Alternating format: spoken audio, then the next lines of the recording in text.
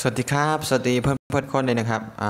วันนี้ก็ผมมีเว็บที่เก็บเหรียญ DGP นะครับนะครับชื่อว่าก็อยู่ตรงนี้นะครับ Insta DGP นะครับอาจจะมีเว็บเดียวกันทั้งที่ผมได้แนะนำไปนะครับก็อันนี้ก็จะเป็นอีกเหรียญนึงนะครับเหรียญ DGP นะครับแล้วก็ครั้งหนึ่งแล้วก็จะได้เข้า150,000นะครับ950,000ซาโตชิทุก5 นาทีนะครับแล้วก็เพื่อนๆก็ไป copy กระเป๋ามาวางตรงนี้นะครับกระเป๋า DGP ครับของเพื่อนๆนะครับมาวางตรงนี้นะครับ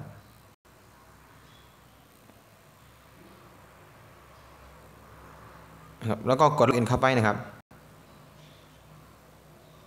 กดล็อกอินเข้ามาก็มาเจอหน้านี้นะครับเพื่อนๆก็เลื่อนลงมาข้างหน้าแล้วกดปุ่มนี้นะครับแล้วก็จะออกมาหน้านี้นะครับมาเจอหน้านี้แล้วก็กดตามข้างบนนะครับอันนี้ครับกดตามนี้นะครับ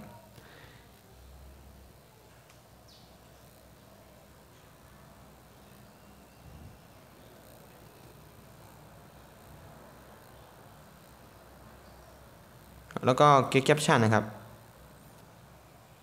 แล้วก็เลือกแท็กซี่นะครับเขาให้เราเลือกอันไหนแล้วก็เลือกตามไปนะครับก็ verify นะครับ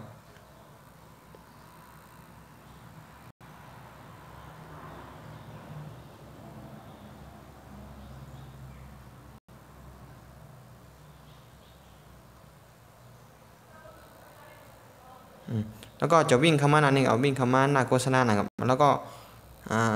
บางทีอาจจะมีโฆษณาเยอะหน่อยนะครับแล้วก็กดตรงนี้ครับคลิกนะครับรอเวลานะครับรอเวลาจะมีเวลาตรงนี้นะครับรอจนไม่ถึงโซนนะครับแล้วก็กดตรงนี้นะครับวิธีการเคลมมันก็อาจจะคล้ายๆกันนะครับ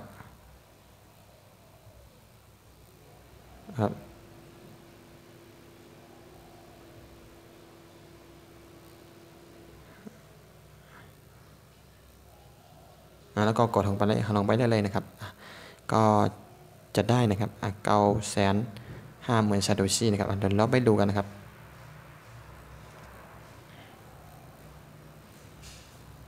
นะครับนี่นะครับเข้ามาเรียบร้อยนะครับ